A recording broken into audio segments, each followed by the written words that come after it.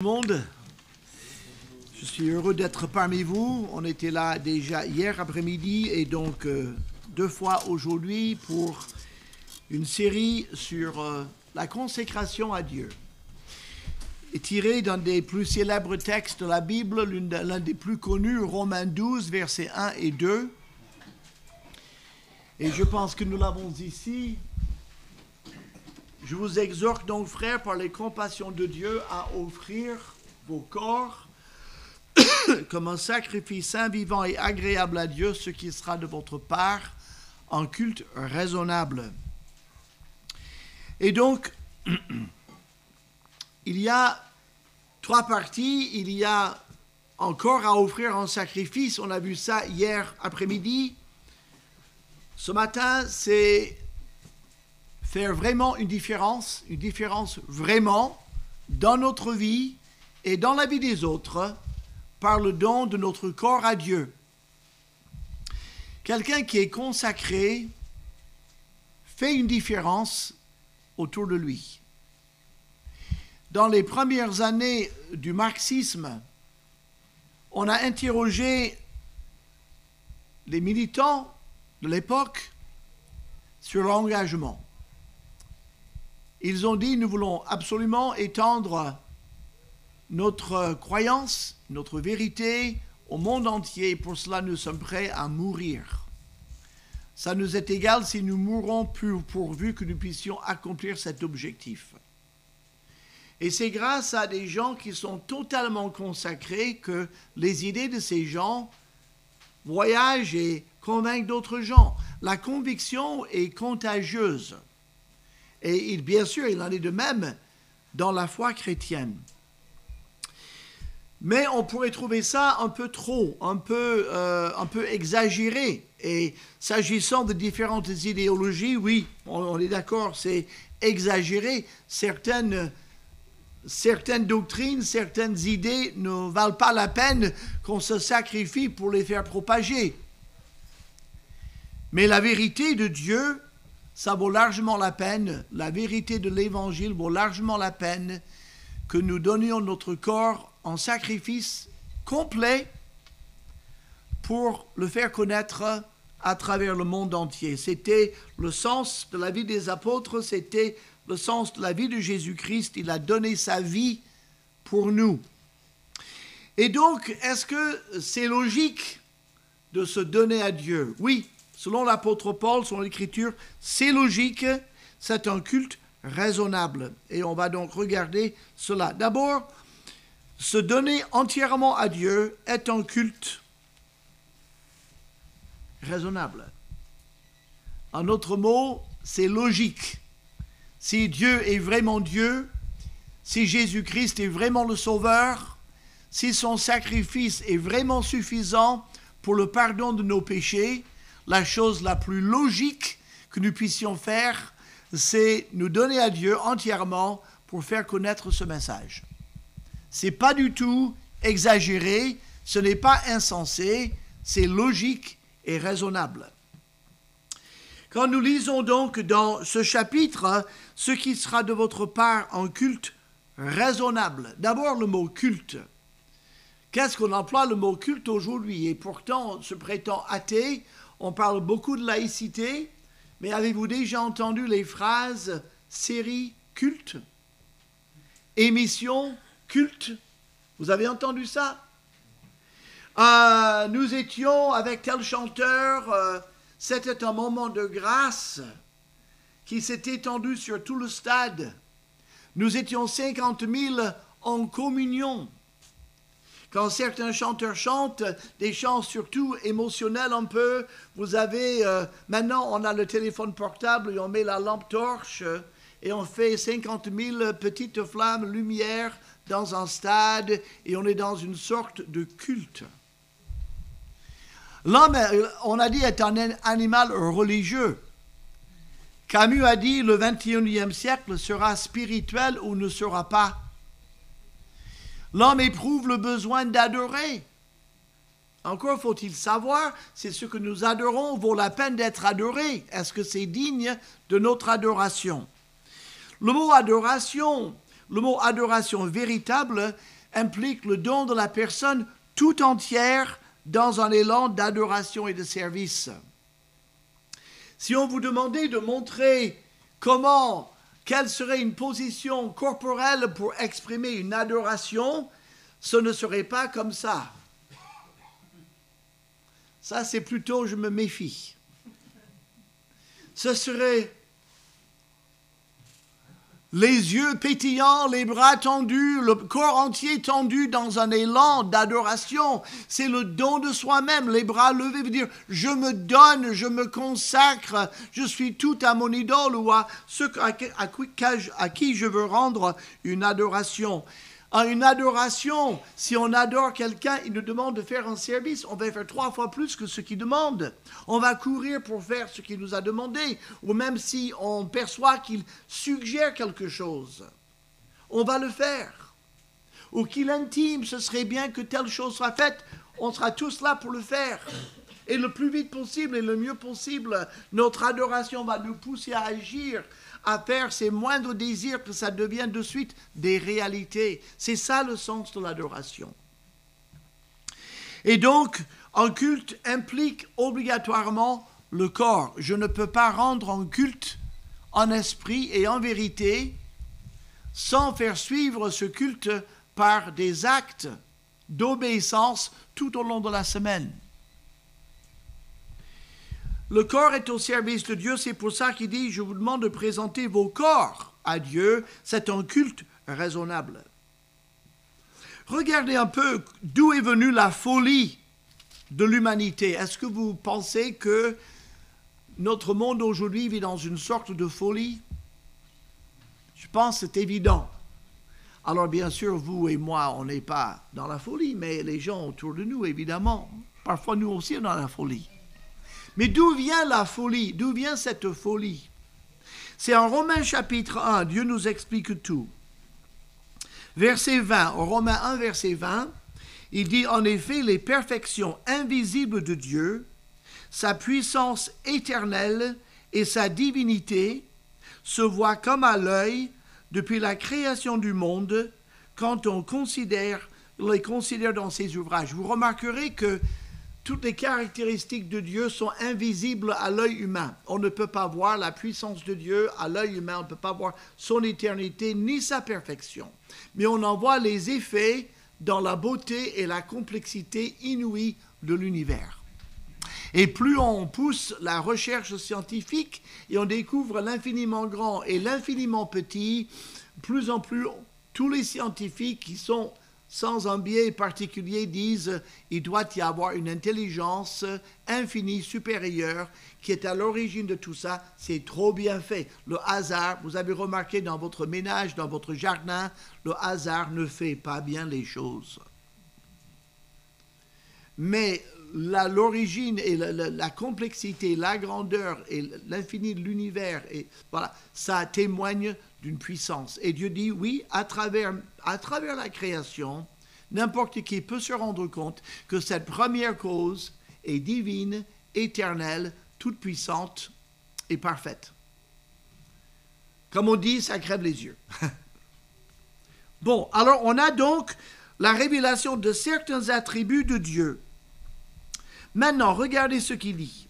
Les hommes en général, ils sont donc inexcusables puisque, ayant connu Dieu, et là il ne s'agit pas d'une connaissance approfondie de Dieu, c'est ayant connu Dieu de ce qu'on peut voir de l'univers, ayant tiré quelques conséquences logiques qu'il y a en Dieu, qu'il est infiniment grand, puissant, parfait, invisible, ayant compris ça, qu'est-ce que nous avons fait? Les hommes, ne l'ont point glorifié comme Dieu. On ne lui a pas rendu en culte. Et ils ne lui ont point rendu grâce. On n'a pas exprimé de reconnaissance envers cette première cause de Dieu, cette intelligence supérieure.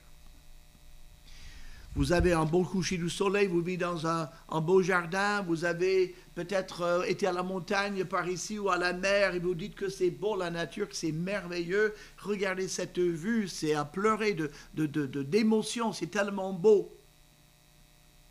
la conséquence logique de ce constat serait de dire, je ne sais pas qui tu es, mais toi qui as créé tout ça, toi qui me donnes de voir tant de beauté, je t'adore, je te glorifie et je te remercie. Je suis reconnaissant que tu aies fait une si belle nature pour moi.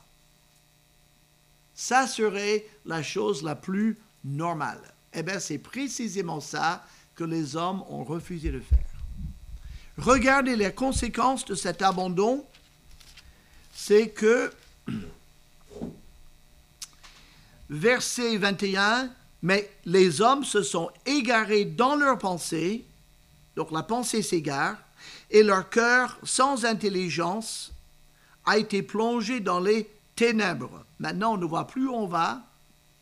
Se vantant d'être sage, en plus, sans remercier Dieu, sans lui rendre grâce, sans tirer les conséquences logiques de la contemplation de la nature. Maintenant qu'on on vit dans les ténèbres, en plus, on ajoute à toutes nos bêtises de se vanter qu'on est sage. Méfiez-vous de ceux qui louent leur propre sagesse. C'est sans doute qu'ils n'ont aucune sagesse et ils ne savent pas qu'ils ne sont pas sages. Ils pensent être sages. Les gens vraiment sages ne vantent pas leur sagesse. Ce sont leurs amis qui vantent leur sagesse. Mais ici, l'homme vante sa sagesse et la Bible dit, ils sont devenus fous. Et là commence l'idolâtrie, uniquement là. Ils ont changé la gloire du Dieu incorruptible en image, représentant l'homme corruptible, des oiseaux, des quadrupèdes et des reptiles. Donc, l'idolâtrie, l'idée de faire des images ou de faire des statues en 3D et de se prosterner devant ces statues, les adorateurs du soleil, les adorateurs du lion, des adorateurs, vous savez qu'il y a même des adorateurs de l'oignon en France. Il y a toute une secte, les adorateurs de l'oignon. Alors, ils ont tout un culte autour de l'oignon. Donc, quand on refuse de reconnaître la première cause, cette intelligence supérieure, ce quelque chose au-dessus de nous, cette personne divine, eh bien, comme on doit adorer quelque chose, on va adorer des idoles, on va s'adorer soi-même. Aujourd'hui, on a le culte de soi. Peut-être vous le faites et je ne vous en fais pas le reproche. Mais aujourd'hui, on ne peut presque faire aucun acte de la vie quotidienne sans se prendre en photo et se mettre sur les réseaux sociaux. J'essaie de manger au restaurant de temps à autre. Mais si je suis avec des amis, je sais qu'on a droit à regarder le selfie. Maintenant, la photo du plat, la photo de l'entrée, la photo du dessert, et ça part, et tous vos amis sont au courant de ce que vous avez mangé à midi. Moi, je trouve que le repas, c'est plutôt une affaire privée. Non, maintenant, il faut que le monde entier sache que j'ai mangé un cœur d'artichaut en entrée et puis en Saint-Honoré en dessert. Voilà, par exemple. Et puis tous, mes amis, ceci, cela, regarde, je viens de sortir, je viens de me coiffer, clac, clac, regardez-moi. Et vous avez des gens, on est tous des acteurs principaux de son drame personnel, de sa chaîne, voilà. On est arrivé à l'adoration de soi-même aujourd'hui, plus que jamais. Mais pas une adoration de Dieu. Et donc, je vous soumets que ce n'est pas raisonnable de s'adorer soi-même, ni d'adorer les autres, et de négliger totalement l'adoration de Dieu. Ce n'est pas raisonnable. Parce que les objets adorés ne sont pas dignes de l'adoration qu'on leur porte. Le vrai culte, qu'est-ce que c'est le vrai culte ? Si on vient dans cette salle, on dit « je vais au culte ». Est-ce que nous allons à un culte ou est-ce que nous allons rendre un culte ? C'est un peu différent. Si nous voulons rendre un culte, nous devons comprendre qui est Dieu. Nous ne pouvons pas adorer intelligemment quelqu'un que l'on ne connaît pas. On doit comprendre qui il est. On doit comprendre quelle est sa personnalité. Le culte, ce n'est pas un sentiment. Ce n'est pas une ambiance. On pourrait aller tous dans une belle cathédrale ici à Perpignan et on pourrait tous avoir vraiment un sentiment religieux très fort. En entrant, on verrait des vitraux illuminés par le soleil.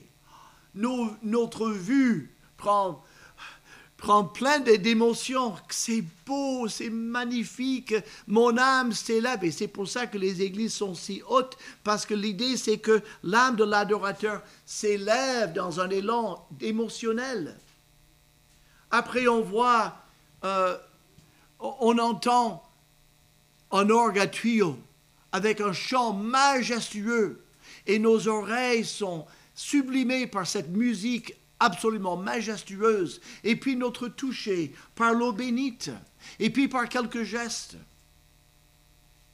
Et toutes ces choses touchent nos 5 sens. Les 5 sens sont touchés. L'hostie qui vient sur notre langue, c'est le Christ, le corps du Christ qui entre en moi. Et puis on est pris par un sentiment religieux, mais peut-être sans connaître du tout le Dieu qui s'est révélé dans la Bible. Et c'est ainsi que les gens peuvent vivre une expérience religieuse et émotionnelle sans connaître réellement la personne qui s'est révélée en Jésus-Christ. C'est par la Bible que Dieu se révèle. C'est là qu'on trouve le contenu de qui il est. Le culte ne se base pas sur une logique humaine, mais sur une vérité divine. En Jean 4, c'était une femme qui avait eu 5 maris et elle vivait avec un 6e homme qui n'était pas son mari. On ne peut pas dire que c'était quelqu'un de ultra religieux, cette femme. Et pourtant, quand elle a rencontré Jésus, qui lui a révélé les détails de son passé, ces détails-là, elle dit, mais monsieur, je vois que vous êtes un prophète. Vous m'avez décrit la vie que vous ne me connaissez pas. Vous êtes donc un prophète. Vous avez des révélations. Alors dites-moi, je brûle de savoir où est-ce qu'il faut adorer Dieu. Est-ce que c'est à Jérusalem, chez vous, ou chez nous, sur notre temple, sur le mont Garizim? Je veux vraiment adorer le vrai Dieu dans le vrai lieu, dans le vrai temple où il veut qu'on l'adore. Où est-ce qu'il faut adorer Dieu? Et Jésus lui a dit ces paroles sublimes, c'est ni à Jérusalem, ni sur le mont Garizim, c'est dans aucun temple. L'adoration de Dieu se fait en esprit et en vérité. Mon esprit est engagé à contempler celui que je connais par l'Évangile, par Jésus-Christ, à adorer le Dieu qui s'est révélé à moi. Nous adorons un Dieu que nous connaissons comme un Dieu d'amour, un Dieu qui a versé son sang pour nous en Jésus-Christ, un Dieu qui est tout-puissant, un Dieu qui est compatissant, un Dieu qui montre tellement de patience envers nous, un Dieu qui ne se lasse pas de nous pardonner, qui nous comprend dans nos faiblesses, qui est proche de nous quand nous souffrons, qui peut nous amener sa paix, un Dieu de consolation, un Dieu de vérité. C'est ce Dieu-là, ce Dieu unique, nous l'adorons pour toutes ses qualités. Nous voulons mieux le connaître pour mieux l'adorer. Je vous propose un exercice spirituel. Si ça vous intéresse de le faire, peut-être cette semaine, je vous invite à prendre 5 minutes. Mettez de côté 5 minutes de votre temps et choisissez une caractéristique de Dieu, n'importe laquelle. Si vous connaissez un peu la Bible, vous en voyez plusieurs. Sa miséricorde, son éternité, son amour, sa grâce, sa longanimité, sa souveraineté, la providence de Dieu, n'importe laquelle de ces caractéristiques. Prenez 5 minutes solennellement pour parler à Dieu de cette caractéristique-là, pour le louer, pour décrivez à Dieu ce que cette longanimité, ce que cette patience, ce que cette éternité veut dire pour vous. De quelle manière cette caractéristique vous console et vous amène à l'adoration. Vous allez peut-être vivre un moment de sommet dans votre vie spirituelle. Ça, c'est la vraie adoration, de parler à Dieu de ses caractéristiques, de l'adorer en esprit et en vérité. L'apôtre Paul dit donc, donnez votre corps à Dieu, livrez-vous à lui, entièrement, âme, esprit, corps, ça sera un culte raisonnable, logique. Si on adore Dieu par la vie, par notre service, nous allons vraiment être différents des autres parce que la plupart des gens qui nous entourent adorent le Dieu de ce monde. Et ils sont souvent plus enflammés dans leur adoration du Dieu de ce monde que nous ne le sommes dans l'adoration du seul vrai Dieu. Alors, il dit maintenant dans le verset 2, « Ne vous conformez pas au siècle présent. » On a une interdiction ici. C'est un ordre négatif. « Ne vous conformez pas au siècle présent. » C'est une interdiction. Le mot « ne vous conformez pas », vous avez le mot « former »,« conformer », prendre la forme de. Une autre manière plus descriptive de mettre cette phrase, c'est « ne vous laissez pas couler dans le moule du monde ».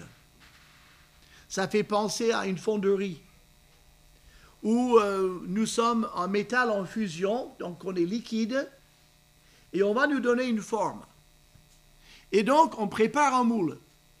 Et ce moule, il a la forme exacte que l'artisan veut obtenir. Donc, tout ce qu'il faut, c'est de faire couler ce liquide, ce métal en fusion dans ce moule.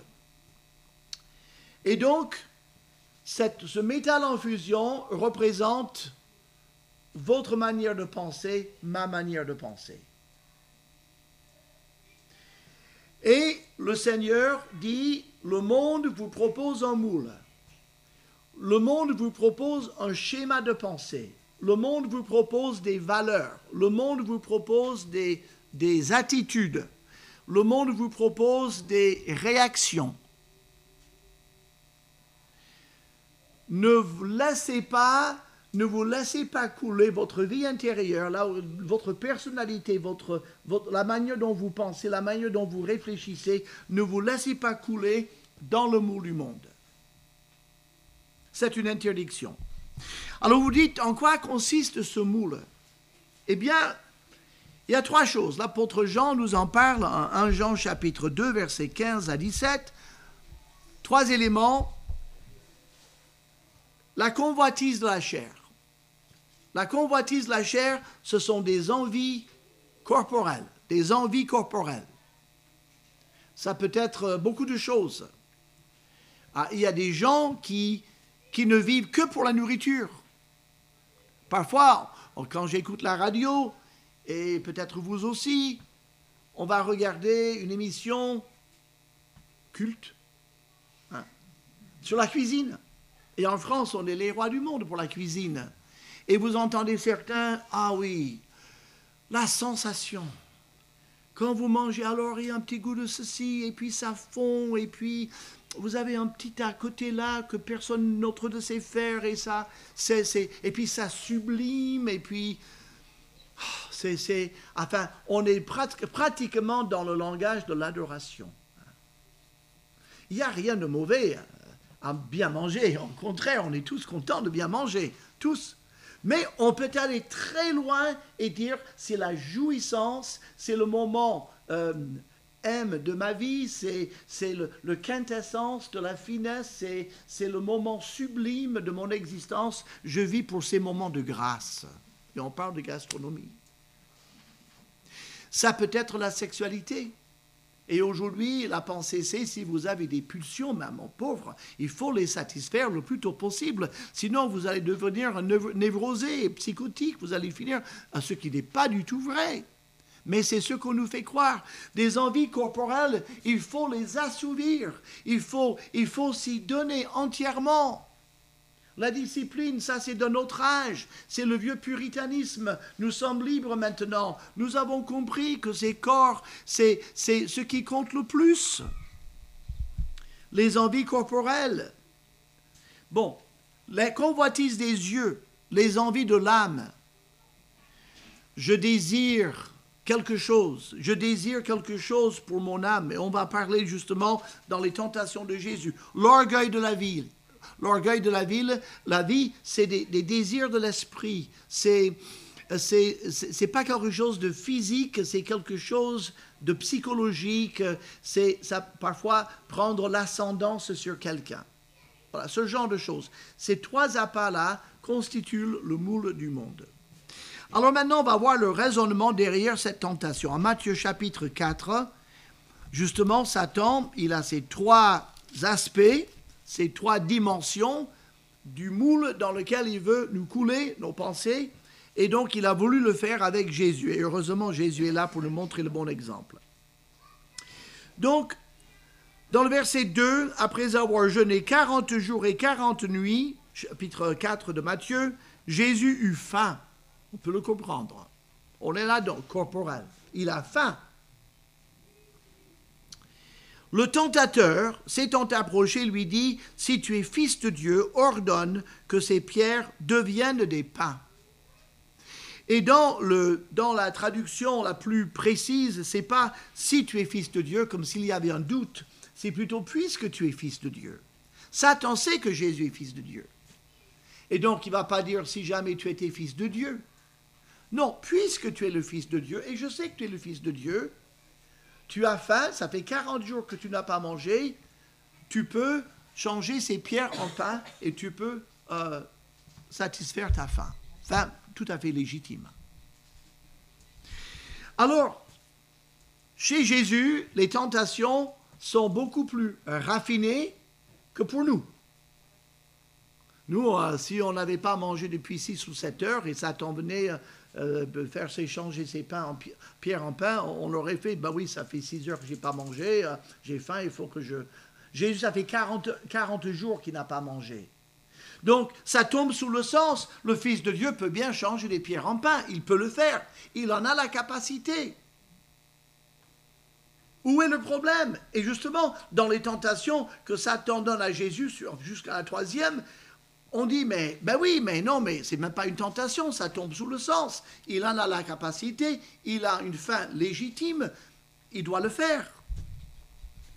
Qu'est-ce qu'il dit Jésus? Il dit, l'homme ne vivra pas de pain seulement, mais de toute parole qui sort de la bouche de Dieu. On dit, ça c'est presque trop héroïque. Il n'avait qu'à faire du pain. Je veux dire, c'est une bonne suggestion. Où était la tentation? Où est-ce qu'on a le problème de la convoitise de la chair? Eh bien, Jésus, quand il est venu sur la terre, dès sa conception à travers toute sa vie et jusqu'à sa mort et puis sa montée au ciel, toute sa vie, il a décidé d'être entièrement obéissant à Dieu, à son Père. Et il a dit, je ne fais aucun miracle, je ne fais aucun acte, je ne voyage nulle part, je ne dis rien, sauf ce que mon Père me dit de dire. Autrement dit, quand Dieu, le Père voulait qu'il mange, il lui dit, mange, il mangeait. Quand le Père lui dit, ne mange pas, il ne mange pas. Quand le Père dit, mange plus tard, il mange plus tard. Quand le Père lui dit, il va ici et fait ses miracles, il allait là, il faisait les miracles. Jésus n'a rien fait de lui-même, de sa propre initiative. Tant qu'il était sur la terre, il était entièrement soumis à son Père. Au point que sur la croix, il s'est souvenu, parce que c'était écrit, que le Messie crucifié dira « j'ai soif ». Il avait soif. Mais il fallait qu'il le dise, et il a dit, pas pour que l'écriture soit accomplie. Même dans son agonie la plus intense, il avait en tête toutes les prédictions qui étaient faites à son sujet, qu'il fallait qu'il les accomplisse, et les a accomplies jusqu'à la dernière, jusqu'au dernier détail. Une soumission entière à son Père. Alors on parlait d'envie corporelle. Le désir de manger du pain après 40 jours de jeûne, c'est tout à fait légitime. C'est pas là le problème. Le problème, c'est qu'il aurait fait, pour la première chose, quelque chose de sa propre initiative sans que le Père ne lui dise de manger. Et c'est pour cette raison qu'il a dit, traduit en langage moderne, « J'ai faim ». J'ai non seulement un désir corporel, j'ai un besoin corporel. Humainement parlant, il s'agit de sa survie. J'ai un besoin corporel. Mais aucun de mes besoins corporels ne doit passer avant la parole de mon Père, avant l'obéissance à mon Père.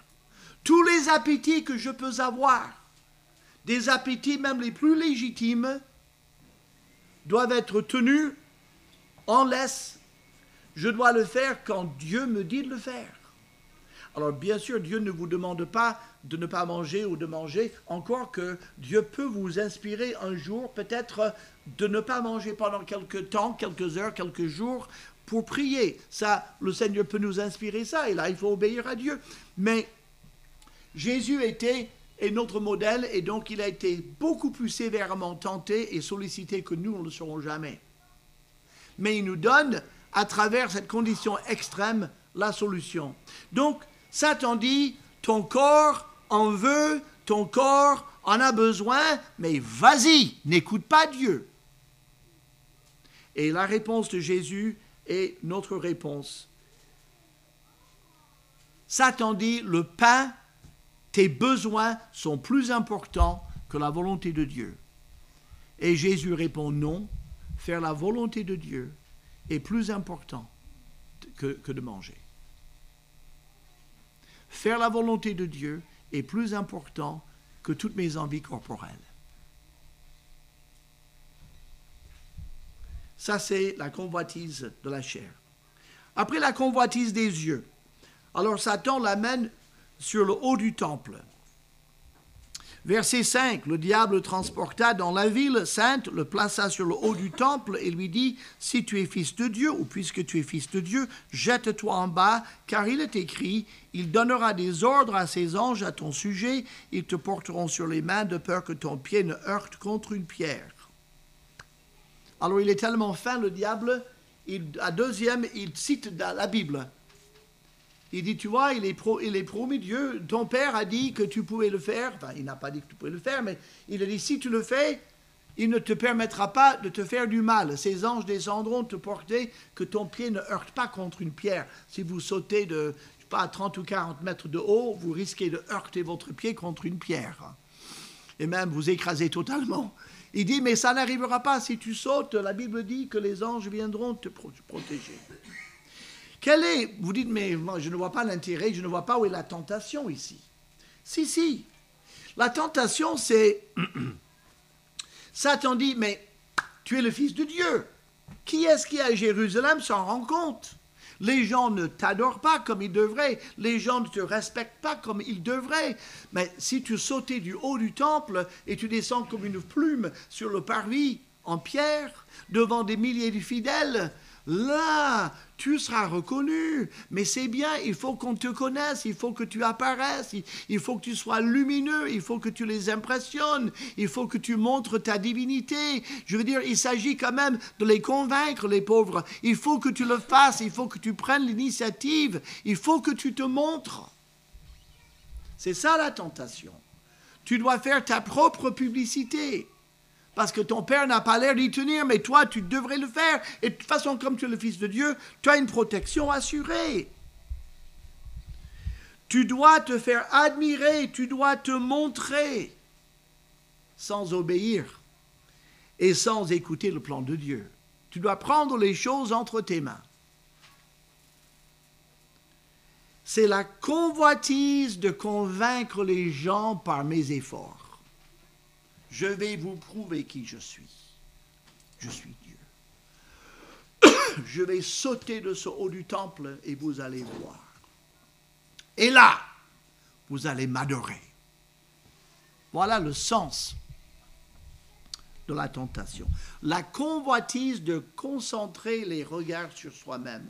La convoitise de convaincre les gens par nos propres efforts. La convoitise de briller. L'autre jour, j'écoutais une émission de concours vocal et les gens étaient là et puis plusieurs ont dit, vous savez, je vois des vedettes qui chantent sur scène, j'ai une soif que la lumière tombe enfin sur moi. Je veux que le monde entier me connaisse et sache qui je suis. Je veux que les gens entre dans mon univers. C'est comme ça qu'on parle aujourd'hui. Hein. Des gens comme vous et moi, mais ils ont soif d'attirer le regard, d'avoir les applaudissements.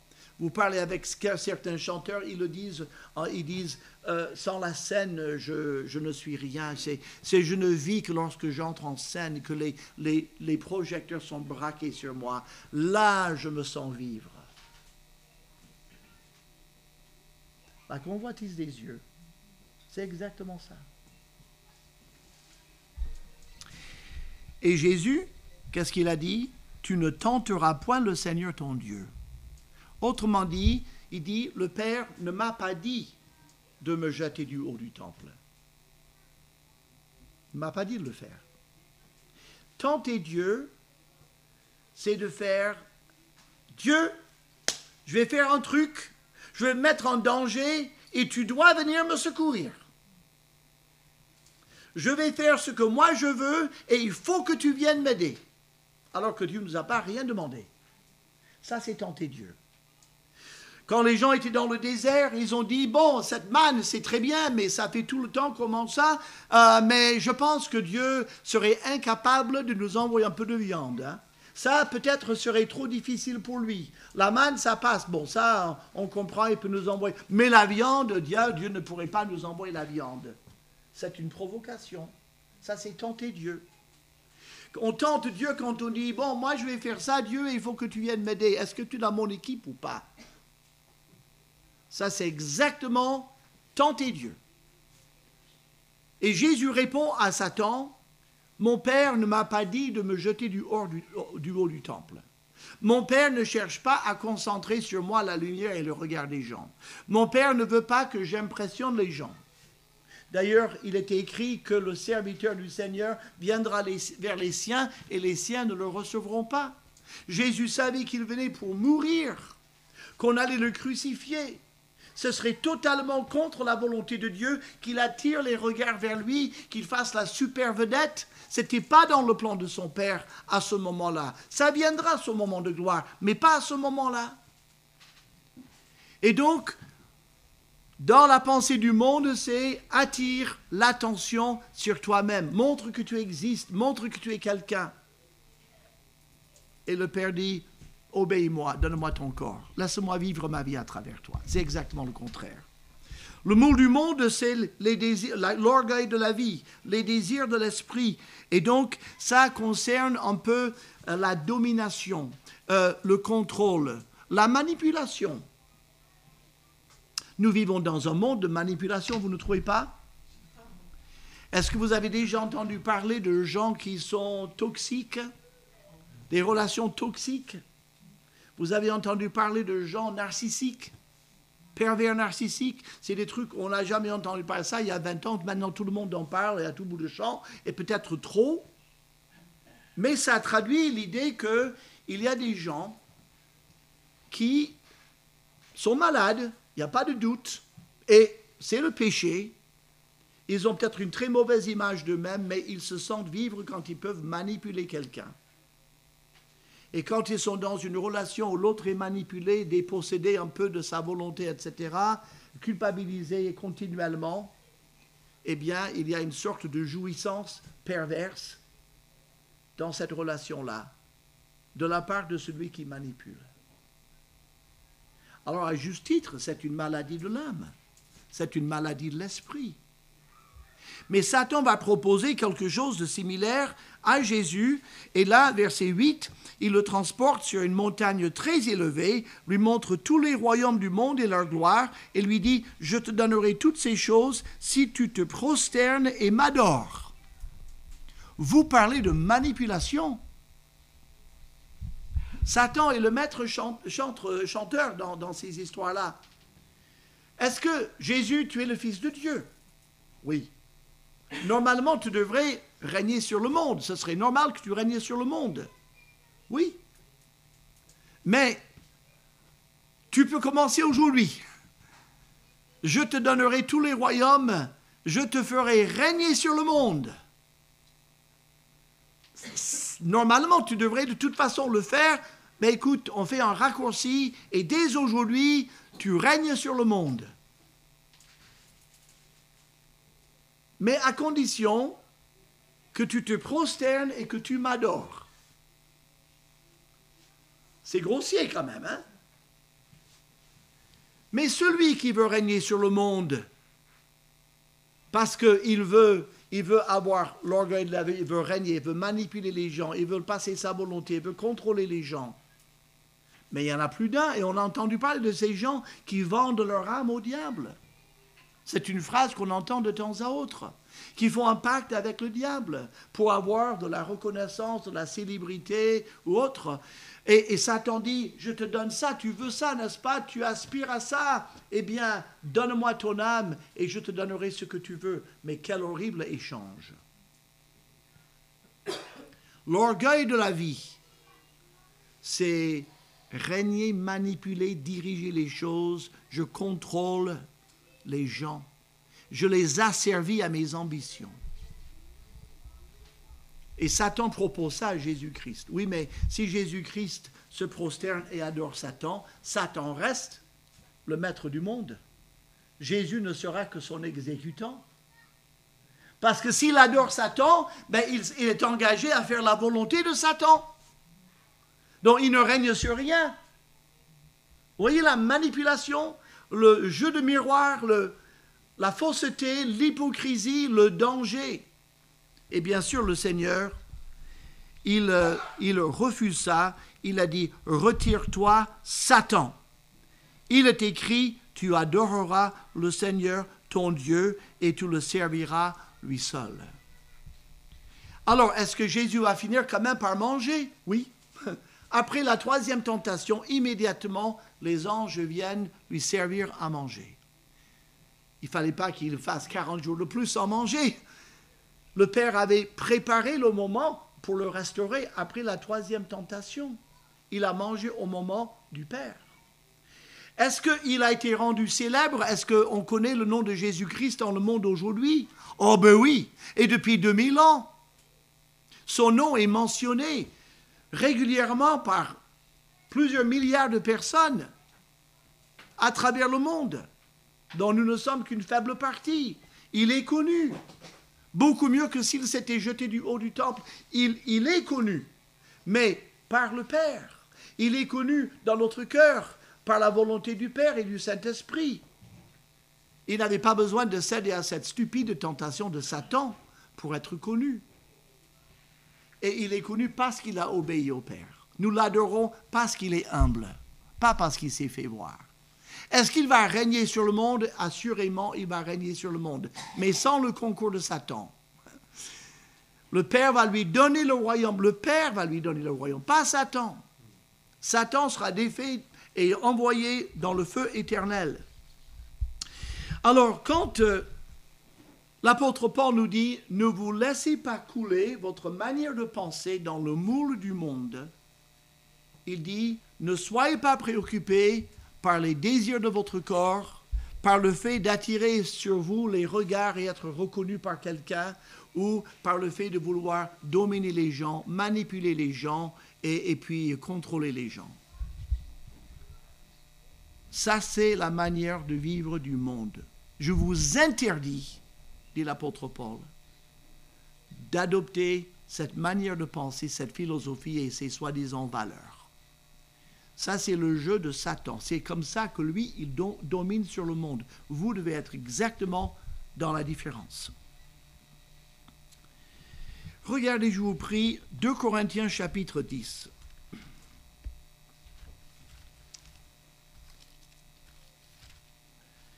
De temps à autre, des chrétiens viennent vers moi et me parlent d'un problème qu'ils ont, un problème dans leur pensée, un problème dans leur comportement. Et invariablement, je pense à ces versets que je veux partager avec vous. 2 Corinthiens 10, verset 3, « Si nous marchons dans la chair, ça veut dire dans le corps, nous ne combattons pas selon la chair. » Ça, c'est la chair, c'est la nature pécheresse. C'est deux sens différents ici. Si nous marchons dans un corps humain physique, nous ne combattons pas avec les armes charnelles ou de la nature pécheresse ou la logique humaine. Les armes avec lesquelles nous combattons ne sont pas charnelles, ne viennent pas de notre nature pécheresse ou de notre logique ou de notre raisonnement. Les armes avec lesquelles nous combattons sont puissantes par la vertu de Dieu pour renverser des forteresses. Et on dit, qu'est-ce que c'est que ces forteresses? Qu'est-ce que je vais renverser comme forteresse avec les armes de Dieu? Eh bien, on le voit ici, nous renversons des raisonnements et toute hauteur qui s'élève contre la connaissance de Dieu et nous amenons toute pensée captive à l'obéissance du Christ.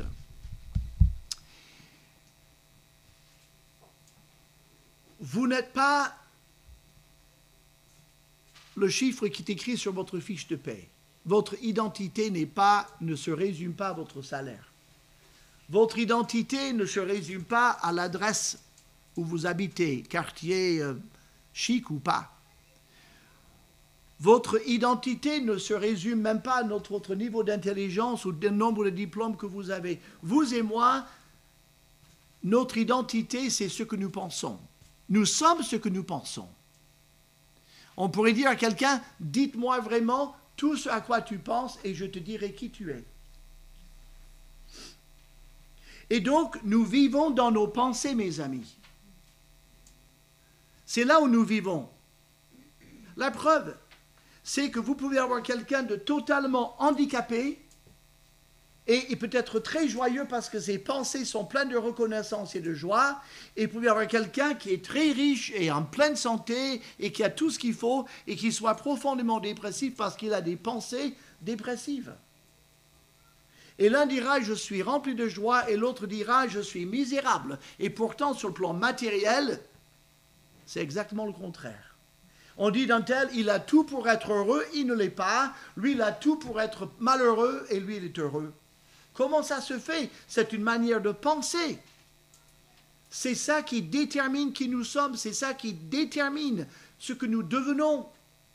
Si nous maintenons certains schémas de pensée que nous avons aujourd'hui, on finira misérable dans 10 ans. Si nous maintenons d'autres schémas de pensée, nous serons encore plus épanouis dans 10 ans que nous le sommes aujourd'hui.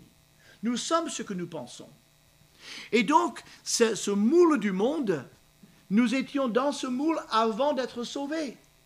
Et même quand nous sommes sauvés, on est pardonné, mais c'est pas parce qu'on est sauvé qu'on pense automatiquement comme Dieu voudrait que nous pensions. On peut avoir des pensées très mondaines, très charnelles, très vieille nature, tout en étant sauvés. Et d'ailleurs, c'est dans la mesure où nos pensées ne sont pas celles que Dieu voudrait que nous ayons, que nous restons des chrétiens chétifs, faibles, et que nous tombons toujours dans les mêmes travers, dans les mêmes péchés, qu'on n'arrive pas à en sortir. C'est une affaire de pensée. Nos pensées ne sont pas renouvelées. Et donc l'apôtre Paul dit, ne vous laissez pas couler dans le moule du monde, de la pensée du monde, mais soyez transformés. Il dit, soyez transformés par le renouvellement de l'intelligence. C'est intéressant parce qu'on se dit, il m'a transformé. Moi, je vais être transformé. Dieu, transforme-moi. Seigneur, transforme-moi. Change-moi. Change ma manière de penser. Allez, je t'en, tu vas le faire. Ça y est, tu l'as fait. Non, tu ne l'as pas fait. Merci. Il n'a pas dit, Dieu va vous transformer. Il dit, soyez transformés. Ça veut dire, prenez la décision de changer votre manière de penser.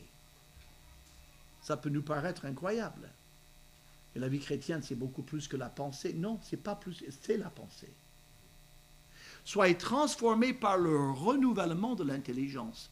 Autrement dit, on va prendre notre manière de penser qui a été coulée dans ce moule défectueux du monde, on va casser et on va le réduire en poudre et on va le remettre sur le feu, puis on va faire refondre le métal. Et puis on va prendre le moule de la pensée du Christ, puis on va couler le métal en fusion dans le moule de la pensée du Christ. Ça, c'est la sanctification. Penser comme Christ pense, penser comme Dieu pense. Et donc, chaque fois que nous décidons de ne plus penser comme on pensait avant, mais de penser comme Dieu le veut, nous sommes en train de démonter. Alors imaginez une forteresse du Moyen-Âge avec ces blocs qui pèsent des tonnes chacun, et vous dites jamais on ne pourra renverser cette forteresse, mais avec la puissance de Dieu, pierre par pierre, on les enlève, on sort de la forteresse, on voit la lumière du jour, on détruit les forteresses dans lesquelles nous étions. Ou un autre exemple, c'est des ornières. Si vous êtes dans un chemin de campagne ou dans la forêt, vous pouvez aller dans les chemins où il y a des ornières. Et quand il a plu, avec votre voiture, vous tombez dans une ornière et vous n'en sortez pas. Tout le monde va venir vous chercher, vous sortir de cette ornière. Et vous voyez que vous n'êtes pas le premier à tomber dans l'ornière. Eh bien, il y a des ornières dans notre pensée. Il y a des pensées qui nous reviennent dans lesquelles on glisse sans même se rendre compte. Et on dit, mais je n'arrive pas à changer ma manière de penser. Eh bien, il faut remplacer ces pensées par autre chose. J'ai parlé avec une dame l'autre jour qui était en dépression et elle a des moments de dépression terribles. Et nous prions ensemble. On n'avait jamais prié ensemble. Et elle disait, Seigneur, je suis dans la dépression, sors-moi de là, s'il te plaît, je t'en supplie. Aide-moi, sors-moi de là, Seigneur, je sens que je m'enfonce. Et elle priait sincèrement. Et il faut avoir compassion. La dépression, c'est une réalité. Ce n'est pas des gens anormaux. Et ce n'est pas un péché. Mais il y a des remèdes. Il y a des remèdes, bien sûr, il y a des remèdes. On peut parfois avoir un déséquilibre chimique qu'on peut aider un petit peu, mais essentiellement, au lieu, et la pauvre femme, et je l'ai comprise, mais je dis, mais ma sœur, prends le temps à la maison de dresser une liste de choses pour lesquelles vous êtes reconnaissante. Faites une liste sur un papier. Et quand vous sentez ces choses, prenez votre liste et allez vers le Seigneur et commencez à remercier Dieu, même, peu importe comment vous vous sentez à l'intérieur. Dis au Seigneur, même si c'est difficile, dis au Seigneur, Seigneur, je te remercie, regarde ce que tu m'as donné, cette bénédiction-là, je suis reconnaissant de ceci. Et vous allez voir, vous ne pouvez pas exprimer la reconnaissance et vous efforcer à changer votre schéma de pensée. Votre pensée tombe dans une ornière et je ne la juge pas, je ne la critique pas. On a tous des ornières, mais on peut en sortir, mais il faut penser autrement. Et il faut se discipliner à dire non, je ne vais pas dans ce sens-là. Parfois, on a de l'amertume contre quelqu'un. Et on passe une bonne partie de la semaine à remuer cette amertume, à réfléchir cette personne et tous ses défauts et combien elle m'a fait souffrir et ce que je voudrais lui dire, si je pouvais lui dire ce que je pense que je voudrais lui dire. Mais je n'ose pas, mais ça ne m'empêche pas de vraiment... Mais qu'est-ce qu'il faut faire ? On est dans une ornière d'amertume. Quelle est la solution ? Couler ses pensées dans le moule de Jésus-Christ et dire, Seigneur, je pardonne à cette personne. Je pardonne parce que je ne veux pas porter cette amertume. Ça me tue. Je lui pardonne comme tu m'as pardonné et je refuse d'entretenir de mauvaises pensées au sujet de cette personne à partir de maintenant. Aide-moi. Et je vais faire une liste des qualités de cette personne. Vous dites, mais non, il n'y a pas de qualité. Réfléchissez, vous allez trouver quelques qualités, peut-être plus que vous ne pensez. Et commencez à louer le Seigneur pour les qualités de cette personne plutôt que de prendre à cœur tous ses défauts. Et vous allez voir, vous allez revoir la personne, vous aurez changé. Vous la verrez différemment. Elle n'a peut-être pas changé, mais Dieu vous a changé. Vous pensez différemment. Ça, c'est le chemin de pensée biblique, la reconnaissance. Bénissez vos ennemis. Jésus dit, bénissez et ne maudissez pas vos ennemis. Mais ce n'est pas possible. Si, c'est possible, si on pense comme Christ. Si on pense comme Christ et on décide de penser comme Christ, Paul dit, vous serez transformés. Vous serez transformés par une nouvelle manière de penser. Et donc, cette intelligence renouvelée va nous transformer. Je vais vous montrer trois passages et on termine. Alors, 2 Corinthiens 3, 18. 2 Corinthiens 3, 18. Trois outils pour changer notre manière de penser. Ce verset, 18, 2 Corinthiens 3. Nous tous, parle à des chrétiens, nous tous qui, le visage découvert, contemplons comme dans un miroir. On a d'autres versions qui disent que notre visage reflète la gloire du Seigneur, mais là, contemplons comme dans un miroir la gloire du Seigneur. Nous sommes transformés en la même image de gloire en gloire, comme par le Seigneur l'Esprit. Alors, pour l'illustrer, imaginez que cette Bible est un miroir. Alors, vous et moi, bon, voilà, on va faire un selfie. On est tous dans le... Vous êtes prêts? On regarde tous dans le miroir, d'accord? Qui est-ce que vous voyez? Vous vous voyez et tous les gens qui sont dans la salle. Et vous dites, ah mais je me vois dans le miroir. Le miroir, c'est la parole de Dieu. Et dans la parole de Dieu, nous voyons exactement où nous en sommes. N'importe quel péché dans notre cœur, la Bible nous en parle, ah oui, on se voit. N'importe quelle bénédiction, on le voit dans la parole, on voit n'importe quel... voilà, n'importe ce que nous sommes à l'intérieur, la parole nous envoie un reflet fidèle de nous-mêmes, dont nous voyons déjà dans le miroir. Mais imaginez qu'au-dessus de nous, là-haut, là, il y a le Seigneur. Et alors on regarde et on se voit tous et on dit, ah, quelqu'un dit, ah, mais regarde là-haut dans le miroir, il y a le Seigneur. Et donc on arrête de nous regarder nous et nous commençons à regarder le Seigneur dans le miroir de sa parole. Et à mesure que nous contemplons le Seigneur dans le miroir de sa parole, nous commençons nous-mêmes à changer. Nous commençons à être transformés. Nous commençons à ne plus ressembler à ce que nous étions et on commence à ressembler à ce qu'il est parce qu'on le contemple dans le miroir de sa parole. Et c'est dans ce sens-là que notre intelligence, notre manière de penser est renouvelée. C'est regarder Jésus dans le miroir de sa parole, de la Bible, examiner comment il était, examiner comment il a réagi, comment il a parlé, son attitude, tout en lui, tout ce qu'on dit de lui dans la Bible, on examine Jésus et on commence à ressembler à Jésus. Deuxième passage, il faut aller au vestiaire, c'est Éphésiens 4. Et il parle des gens du monde. Verset 18, il dit, ces gens ont l'intelligence obscurcie, ils sont étrangers à la vie de Dieu, à cause de l'ignorance qui est en eux, à cause de l'endurcissement de leur cœur, ayant perdu tout sentiment, ils se sont livrés à la dissolution, l'immoralité, commettre toute espèce d'impureté jointe à la cupidité. Mais ce n'est pas ainsi que vous avez appris Christ, si du moins vous l'avez entendu, et si conformément à la vérité qui est en Jésus, c'est en lui que vous avez été instruits à vous dépouiller, eu égard à votre vie passée du vieil homme qui se corrompt par les convoitises trompeuses, à être renouvelé dans l'esprit de votre intelligence et à revêtir l'homme nouveau, créé selon Dieu dans une justice et une sainteté que produit la vérité. Alors, vous allez à votre vestiaire le matin. Les femmes, quand elles vont à leur vestiaire, parfois, les maris ne comprennent pas ce langage. Elle a une trentaine de robes, elle a une vingtaine de pantalons divers et variés, de tous les coloris, de tous les tissus possibles. Et elle regarde ça et dit, je n'ai rien à me mettre.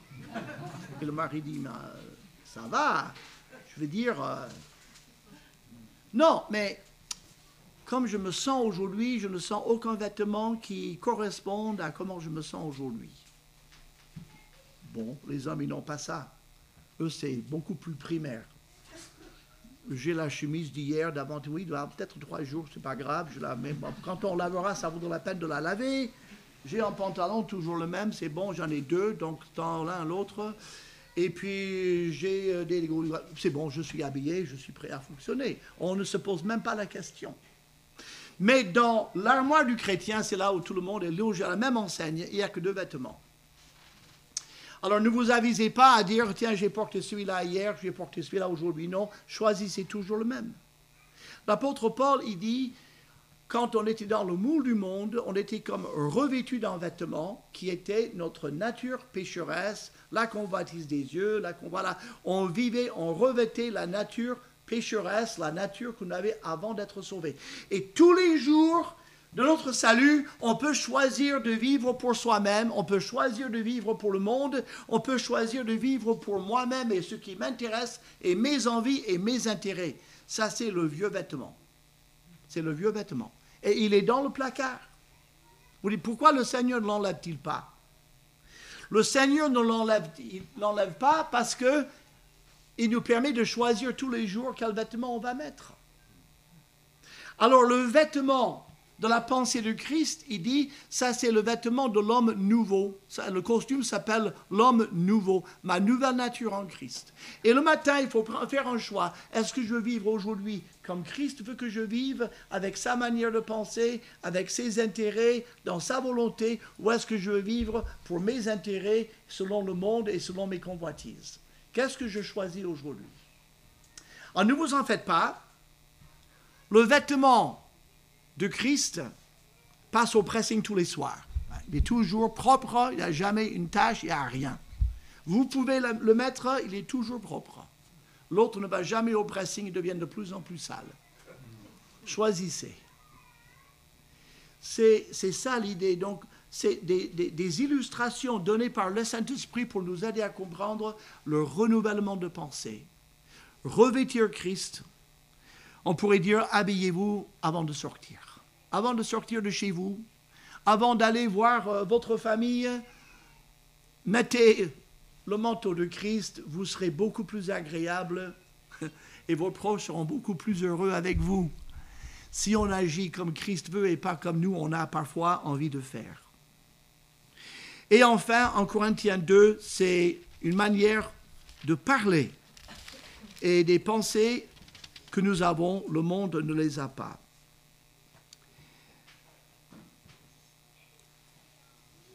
Verset 12, nous n'avons pas reçu, ça c'est en Corinthiens 2, 12, nous n'avons pas reçu l'esprit du monde, mais l'esprit qui vient de Dieu, afin que nous connaissions les choses que Dieu nous a données par sa grâce, et nous en parlons non avec des discours qu'enseigne la sagesse humaine, mais avec ceux qu'enseigne le Saint-Esprit, employant un langage spirituel pour les choses spirituelles. Mais l'homme naturel ne reçoit pas les choses de l'Esprit de Dieu, car elles sont une folie pour lui, il ne peut les connaître, parce que c'est spirituellement qu'on en juge. L'homme spirituel, au contraire, juge de tout, et il n'est lui-même jugé par personne.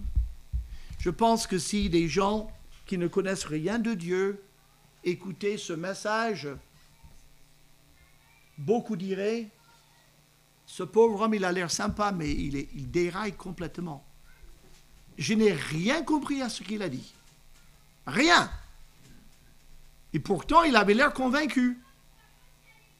Mais ça va pas. Pourquoi dirait-il cela? Parce qu'ils n'ont aucune connaissance des choses de Dieu. Mais pour ceux qui, ici, connaissent le Seigneur, vous dites, moi, j'ai tout compris. Peut-être on se dit, j'aurais préféré ne pas comprendre certaines choses. Mais j'ai compris. Pourquoi? Parce que vous discernez les choses spirituelles. Et donc, nous avons un autre langage, nous avons d'autres mots, nous avons une autre logique, nous avons un autre raisonnement, parce que c'est basé sur Jésus-Christ et pas sur les valeurs du monde. Et il dit, celui qui comprend le langage spirituel de Dieu, son identité en Christ, il peut examiner toutes choses, il comprend tout. Celui qui ne connaît pas le Seigneur, il comprend ce qu'il vit, mais il ne comprend rien aux choses de Dieu. Où est-ce qu'il vaudrait mieux être? Il vaut mieux être dans la pensée de Christ. Parce que nous, on a un passé. On sait comment on était dans le monde. Et nous savons comment nous sommes en Christ. Nous, on peut dire, il y a une différence. J'ai été transformé. Je n'ai pas toujours été comme ceci. J'étais autrement. J'étais le contraire de ce que je suis devenu. Dieu, par sa grâce, a renouvelé ma manière de penser, ma manière de réfléchir. Il a changé mes valeurs. Je suis une nouvelle créature. Et ça, c'est à la gloire de Dieu. C'est ainsi qu'on a un culte raisonnable par le renouvellement de l'intelligence. Notre Dieu et Père, merci pour ces instants.